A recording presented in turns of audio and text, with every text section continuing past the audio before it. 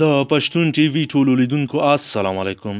وخت په خیر ملګرو. که چیرې مو تر اوسه زموږ چینل نه وي سبسکرایب کړی نو زموږ چینل حتما سبسکرایب کړئ او خوا کې ورسره د بیل نشان وهئ ترڅو زموږ له هرې نوې ویډیو څخه خبر شئ.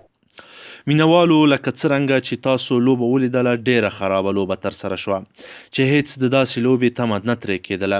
ولې زموږ د بیټینګ ستونزې به کله حل کیږي ترڅو به همداسې لوبیږو.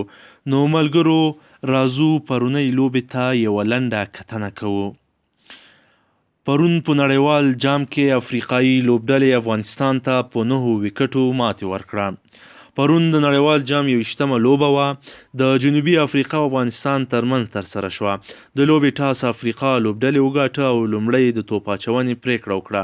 د افغانستان کرکټ ملي لوبډلې په لومړۍ اور توپ وهنې سره د افریقا لوبډلې ته د DLS میتود پر اساس د 120 منډو هدف وټاکه.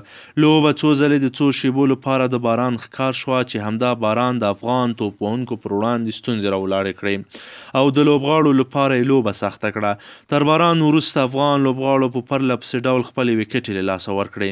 په ټوله کې افغان لوبډلې د ټولو لوبغاړو په سوځېدو سره په 15 اورونو کې 125 منډې جوړې کړې او مقابلې لوبډلې افریقا ته د DLS میتود پر اساس د 120 منډو هدف وټاکه.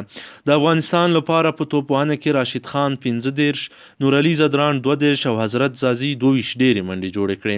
د افریقا لپاره په توپ اچونه کې عمران طاهر 4، کریس مورس 3، پیلکوایو 2 او رباډا 1 ویکټ ترلاسه کړه. د افریقا لوبډلې ټاکل شوی د 120 منډو هدف د لوبې په 29م اور کې پوره کړ او په نړیوال جام کې تر 3 ماتو او 1 برابرې لوبې وروسته لومړی بریا خپله کړه.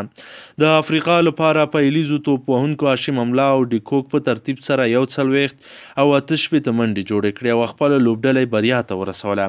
په افغان توپ اچونکو کې تر ټولو ښه توپ اچونه ګلبدین نایب ترسره کړه چې په 6م اور کې 29 منډې ورکړې او 1 ویکټ یې ترلاسه کړه. د افغان لوبډلې د ماتې لامل بیا هم د نورو لوبو په څیر توپ وهنه وه چې په ښه ډول ترسره نه شوه او د لوبې بایللو ستر لامل همدا بلل کیږي.